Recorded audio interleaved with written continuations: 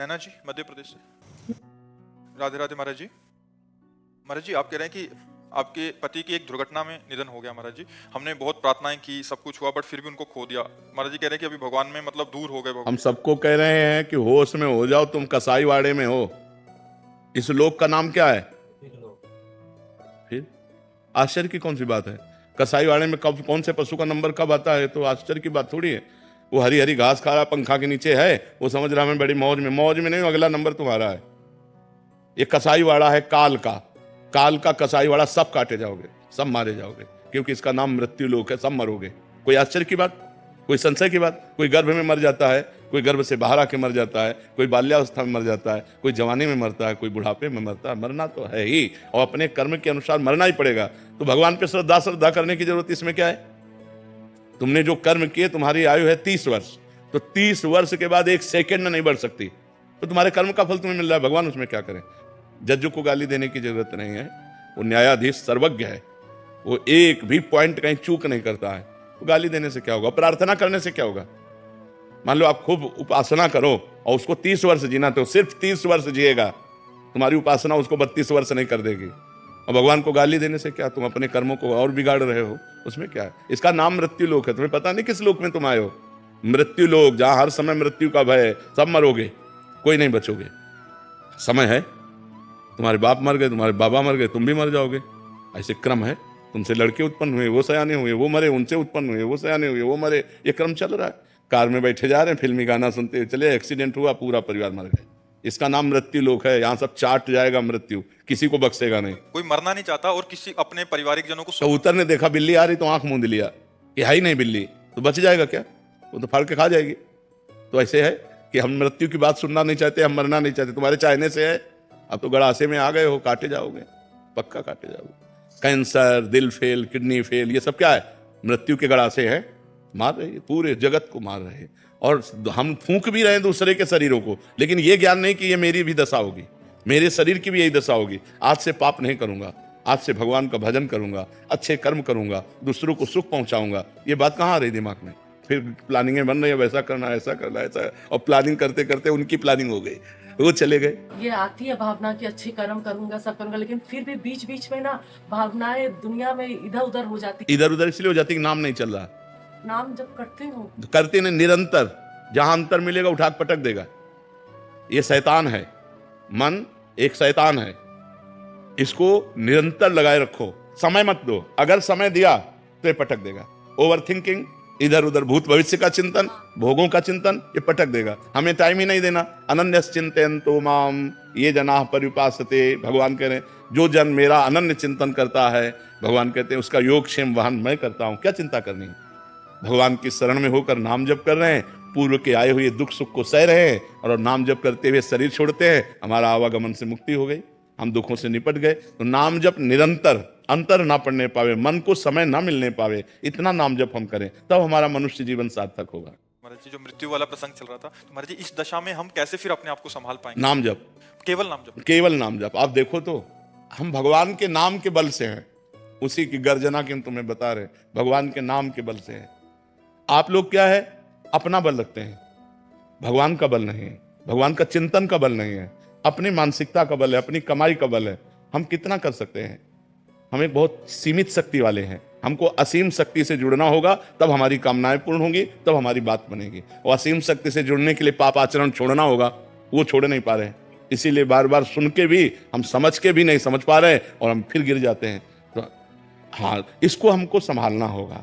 पापाचरण बंद करके नाम जप करो, सब ठीक हो जाएगा, पक्का समझो। अपनी दिनचर्या, अपना जो कार्य है, उस पर हम लगे हैं। हम ये बहाना नहीं मारते। अगर हम ये कह दें कि हम बीमार हैं, सब लोग जानते हैं, अब हम नहीं आ पाएंगे, तो इनका बस नहीं कि हमें बुला सके। क्यों भाई, बीमार हैं, हम परेशान हैं, लेकिन नहीं, हम इनके आगे तैयार होने की कोशिश करते हैं कि अगर ये आधा घंटा बाद हमसे उठे, हम इनसे पहले उठें। हम अगर आगे अग्रिम हैं तो हम अग्रिम, हर सेवा अग्रिम करें। तो अपने लोग निराश हो जाते हैं, हताश हो जाते हैं, उदास हो जाते हैं। नहीं, नाम बल नहीं है, इसलिए हम हताश, निराश, उदास हो जाते हैं। नाम बल हो तो रौंदते चले जाओगे, आप हर परिस्थिति को रौंद दोगे। आप देखो तो, नाम जप करके देखो तो, खूब अधिक से अधिक नाम जप करो, फिर आप देखो आपके अंदर कैसा उत्साह आता है, कैसा आनंद आता है, कैसे विचार आते हैं। देखो, आप सब ठीक हो, लेकिन आपके विचार ठीक नहीं, तो आप जलोगे, आपके पास खाने पीने पहनने ओढ़ने की कोई कमी नहीं, लेकिन आगामी इतनी बड़ी कामना हो गई है कि आप उस पर जलोगे। आपका सब ठीक है, लेकिन नेगेटिव विचार है तो आप जलोगे। यही चीजें तो अपने अंदर खोजो। नेगेटिव विचार, अधिक से अधिक बड़ी कामना, हम जितने पे उतने में संतोष नहीं, बड़ी कामना वो हमें जला रही है। फालतू के विचार जला रहे हैं, फालतू के राग द्वेष के विचार जला रहे हैं। इन्हीं को तो नष्ट करने के लिए अध्यात्म है। इन्हीं विचारों को हम शुद्ध कर लिया, पॉजिटिव विचार कर लिए और संतोष कर लिया, 4 रोटी है, हमारा काम चल जाएगा। देने वाले को जब इच्छा होगी तो 8 कर देगा। हम क्यों चाहें? 4 दिया, 4 में हम संतोष करते हैं, अभी आनंद आ जाएगा। लेकिन हमारे पास 8 हैं पर हमें 16 चाहिए। अब 8 में हम संतोष ना करके, 8 का स्वाद ना लेके 16 की चिंता में जल रहे, तो अब इसका क्या होगा? ओवर थिंकिंग का क्या है? और सब ओवर थिंकिंग में है। आप देख लो, सब इसी विचार में है। जितनी परिस्थिति उसमें आनंदित नहीं है, वो बड़ी परिस्थिति चाहिए। अब वो बड़ी परिस्थिति प्राप्त होने के लिए बड़ा तप चाहिए, भजन चाहिए, सेवन चाहिए। आज वो पाप कर रहा है, लेकिन कल उसने पुण्य किया था, इसलिए पाप करते हुए आज सुखी दिखाई दे रहा है। लेकिन जब इसके पाप का फल आएगा तो मिटिया मेट हो जाएगा। आज आप धर्म से चल रहे हो, लेकिन आज दुखी हो, क्योंकि आपका पाप कर्म का परिणाम चल रहा है। जब आपका ये धर्म का फल आएगा तो आप सुखी हो जाओगे। ये बातें समझना चाहिए। तन्नू अग्रवाल जी, राधे राधे महाराज जी। महाराज जी, मेरा सवाल यह है कि मैं सबके साथ अच्छा करता हूँ, पर पता नहीं क्यों लोगों का जब काम निकल जाता है तो मुझे गलत बोलने लगते हैं। उस वक्त मुझे इतना गुस्सा आता है कि सहन नहीं हो पाता और ऐसा लगता है कि मर जाऊं या मार दूं। ये क्या मेरे पूर्व जन्म का तो क्या ये अच्छाई है? अगर आप अच्छा करते हैं तो क्या ये अच्छाई है? अच्छा का परिणाम अच्छा होना चाहिए। आप अपनी कामना और स्वार्थ की बुद्धि रख करके जो दूसरों के साथ व्यवहार करते हैं उसे अच्छा नहीं कहते। अगर वास्तविक अच्छाई है तो हम लौट कर धन्यवाद भी नहीं सुनना चाहेंगे। हम आपका हित करेंगे। आप क्या करते हैं मुझसे इससे मतलब नहीं। मैंने भगवान को साक्षी करके आपके लिए अच्छा व्यवहार किया, वो उसका भगवान मुझे परिणाम देंगे। हमें आपसे धन्यवाद की जरूरत नहीं। अब वो अगर हमें पलट कर गाली देता है तो हमारी अच्छाई यही है, हम मुस्कुरा के चल देंगे, उसको उत्तर नहीं देंगे, उसका बुरा नहीं चाहेंगे। अध्यात्म को समझिए। अगर अध्यात्म को नहीं समझेंगे तो देखो कितना बुरा भाव आ गया आपके अंदर कि या स्वयं को दुख पहुंचा दें या उसको मार दें। कितना बुरा आ गया। तो हमारी अच्छाई कहाँ रही? हमारी अच्छाई तो तब है जब हम अच्छा करें और वो हमारे साथ बुरा भाव रखे, फिर भी हम अच्छा करें, तब तो हम अच्छे हुए ना। करत जे अनुशहन निंदक तिनहु पे अनुग्रह करो। जब हम अच्छाई पर उतरे हैं तो हमें बुराई परास्त ना कर पावे। आपको बुराई ने परास्त कर दिया, क्योंकि परिणाम में आपके अंदर बुरा भाव आ गया। ऐसा ना अपने को ना उसको। वो तेरे विचार हैं, मैं तेरा मंगल करती रहूंगी, तुझे सदैव मंगल बनाती रहूंगी। अब ये तेरे विचार है कि तू हमारा मंगल मनाए तो हमारे प्रति बुरा भाव रखे। तेरे विचार वो भगवान देखेंगे। आपने बीच में कहीं भगवान को नहीं लाई, इसलिए आप परेशान हो जाते हैं। अगर भगवान को बीच में ले आवे कि मेरी अच्छाई का फल मुझे भगवान देगा और तेरी बुराई का फल तुझे देगा, मैं तेरी बुराई से परेशान नहीं होंगी, तो निश्चित समझो भगवान आपको बल देंगे, भगवान आपका सहयोग करेंगे, आपकी रक्षा करेंगे। हमारी बात मानिएगा और नाम जप कीजिएगा। जी। महाविद्या जी, लखनऊ, श्री हरिवंश महाराज जी, आपके चरणों में कोटि कोटि प्रणाम। गुरुदेव कहते हैं कि अपनी भक्ति और साधना को छुपाना चाहिए। तिलक एवं कंठी पहनने वाले कतिपय भक्ति ना करें तो भी भागवतिक मार्ग के पथिक माने जाते हैं। गुरुदेव, अगर अपनी भागवतिक मार्ग को प्रकाशित नहीं करना है तो क्या कंठी एवं तिलक जरूरी है? नहीं, वहां जो कहा जा रहा है वो कंठी तिलक के लिए नहीं कहा जा रहा है, वो आपकी साधना के लिए कहा जा रहा है। जैसे आप कितना नाम जप करते हैं, आपको क्या अनुभूतियां हो रही हैं, आप कितना भगवान के प्रति समर्पित हैं, आपके क्या क्या पाठ हो रहे हैं, क्या क्या अनुष्ठान हो रहे हैं।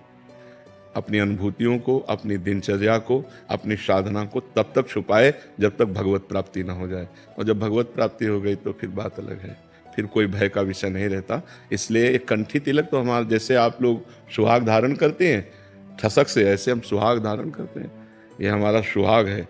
हम अपने इष्ट के प्रति जो सुहाग धारण किए, इससे कोई हमारा उसमें हानि लाभ वाला विषय थोड़ी है। ये तो हमारा सुहाग है।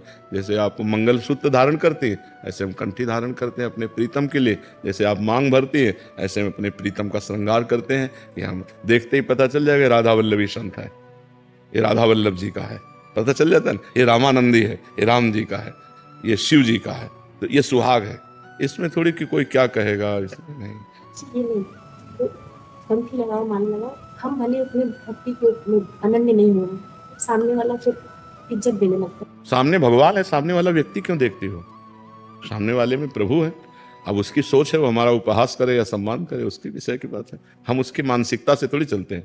भाई कौन क्या कहेगा इसके लिए हम थोड़ी हैं।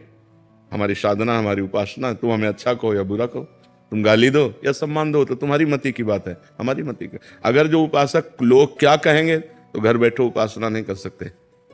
लोगों का काम है कहना, कुछ तो लोग कहेंगे, अपनी मस्ती में। तस्मात् शास्त्रम प्रमाणम ते कार्य अकार्यो व्यवस्थित हो। हम शास्त्र के अनुसार चलें, हमसे कोई गलती ना हो, हमसे कोई त्रुटि। शास्त्र आज्ञा करता है अपनी साधना को छुपाओ, तो ये हमारी साधना नहीं, हमारा सुहाग है। साधना हमारी है जो हम अंदर करते हैं। हम कै बजे जगते हैं, हम कितना जप करते हैं, हम क्या खाते हैं, हम कितना सोते हैं, हम कितना तप करते हैं, ये सब गुप्त रखने की बात अगर प्रकाशित कर दोगे तो तुम्हारा बंद हो जाएगा, पक्का घाटा पड़ जाएगा। ये अनुभव की बात है। करोड़ रुपया हमारे पास है तो हम छुपाते हैं, हाँ, साथ वो ले जाता है, वो उसका उपयोग करता है, लेकिन हमारे पास साधना है तो वो क्यों चली जाती है? किसी को बोल दिया तो चली जाती है। इसका सूक्ष्म कारण है कि अहंकार, और अहंकार समस्त दोषों का जड़ है। संस्कृति मूल शूल प्रदनाना सकल शोकदायक अभिमाना। ये संस्कृति का मूल है, समस्त शोकों को प्रकट करने वाला है। जहां हम अपनी तपस्या, साधना, गुण, अनुभव वर्णन करते हैं तो उसमें हमारा अहम जागृत होता है। अहम जागृत होता से खत्म, आग लग जाती है बस। मूल कारण उसका अहंकार है। और जब कहा ना कि भगवत प्राप्ति हो जाती है, इसके बाद अहंकार उत्पन्न होने का कोई सवाल ही नहीं। तो संत जन अपने अनुभव वर्णन करते हैं, अपनी दिनचर्या वर्णन करते हैं, अपनी साधना वर्णन करते हैं, क्योंकि अब उनको कोई फर्क नहीं पड़ने वाला। जो फर्क पड़ने वाली चीज थी वो खत्म हो चुकी है। तो जब तक वो स्थिति ना आ जाए तब तक साधक को अपने को छुपाना चाहिए। और जब वो स्थिति आ जाती तो बिस्तरे सब जग बिमल कीर्ति साधु संगति ना टरे। पूरे संसार में उसकी कीर्ति फैल जाती है, उसका कोई घाटा थोड़ी हो जाता है। तो ये जब तक भगवत प्राप्ति न हो तब तक की बात है। थोड़ा बता दिया तो चला जाता है, फिर रोना आता है कि क्या कर दिया मैंने, ऐसा हो जाता। नहीं, बताने का ढंग है। हमने संतों ऐसे बताना चाहिए कि हमने संतों से सुना यदि ऐसे चला जाए तो ऐसा लाभ मिल जाएगा।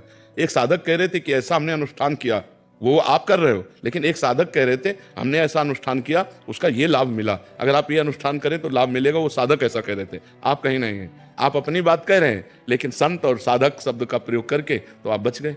जब ये कि मैंने ऐसा किया तो मैं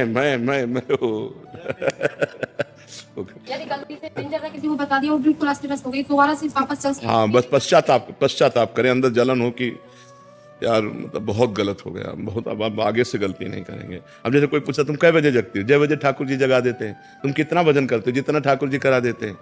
खत्म खेल, उत्तर है। कोई अभिमान ही नहीं, जितना ठाकुर जी करा, जैसे ठाकुर जी रखे। ऐसे बहुत चतुराई से चला जाता है। रामय भजन थे चतुर नर, जो भगवान का भजन करते हैं बहुत प्रवीण होते हैं। ऐसे थोड़ी होते हैं कि मंद बुद्धि के होते हैं। हाँ, जो भगवान को भजते हैं उनके अंदर प्रवीणता आ जाती है अपने भजन को छुपाने को। एक संत भाव में कथा हो रही थी, मूर्छित हो गए, रोने लगे, सब बेबस, उनकी दशा बदल गई। राजा वहाँ बैठा हुआ था, उसने देखा ये तो महाभागवत है, तो चरणों को माथे पे लगाना और सब। उन्होंने देखा कि जब राजा प्रणाम कर रहा है तो पूरी जितनी सभा है ये सब तो अब हमारा भजन क्षीण हो जाएगा, बड़े विघ्न पड़ेगा। तो जब होश में आए तो उन्होंने कहा महाराज आपने क्यों प्रणाम किया? तो उनका हमने तुम्हारे अंदर समस्त भागवत गुण देखे। बोले नहीं महाराज, हमें मिर्गी आती है। पूरी सभा को गोल कर दिया, पूरी सभा। राजन का अच्छा? बोले हमें जब कभी ऐसा कुछ होता तो मिर्गी आ जाती, तो हाथ पैर पटकना, लार निकलना आंसू में हमारे अंदर। राजा भी वापस एक पॉइंट से सब अपने को बचा लिया। तो अगर हम भक्ति को अपनी चरम सीमा में पहुंचाना चाहते हैं तो हमें छुपाना चाहिए जहां तक हो सके। लेकिन ये नहीं कि हम कंठी न धारण करें, हम भगवान का नाम न उच्चारण करें, नहीं, इतना नहीं।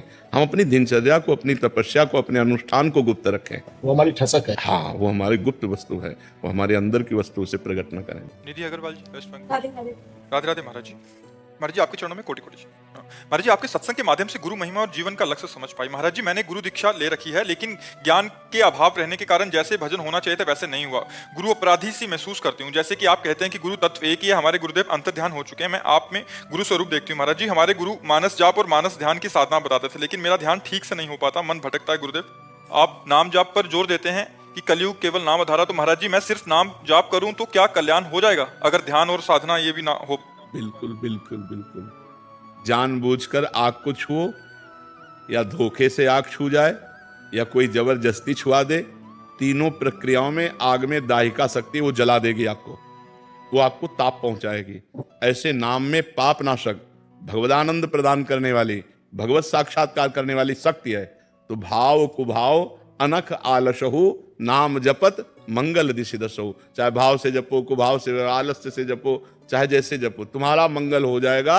जैसे अग्नि को किसी भी भाव से छुओ वो जला देगी, जैसे विष में मारण शक्ति है वो मार देगा। तो श्रद्धा से पियो तो मर जाओगे, अश्रद्धा से पियो तो मर जाओगे, और कोई भूल से पिला दे तो मर जाओगे। तो जब ये प्राकृतिक वस्तुएं अपना प्रभाव दिखा के रखती है तो नाम तो चिदानंदमय है। भगवान राम का, कृष्ण का, हरि का, जो भी नाम प्रिय हो, यदि नाम जप करोगे तो आपका मंगल होगा, निश्चित इसी से भगवत प्राप्ति हो जाएगी, और हो गई है। जो राम राम नहीं कर पाते थे, मरा मरा रटे, आपको पता है कि उन्होंने एक इतिहास की रचना कर दी, जो आज हमारे भारत में वो सम्माननीय ग्रंथ है, वाल्मीकि रामायण। और जो राम नहीं कह पाते थे, सीधे वो ब्रह्म ऋषि हो गए। नाम का प्रताप, 6 महीना में ध्रुव जी ने, 5 वर्ष के बालक ने भगवत प्राप्ति कर ली, गुरुदेव नारद जी के द्वारा उपदिष्ट भगवान के 12 अक्षर मंत्र का जाप करके।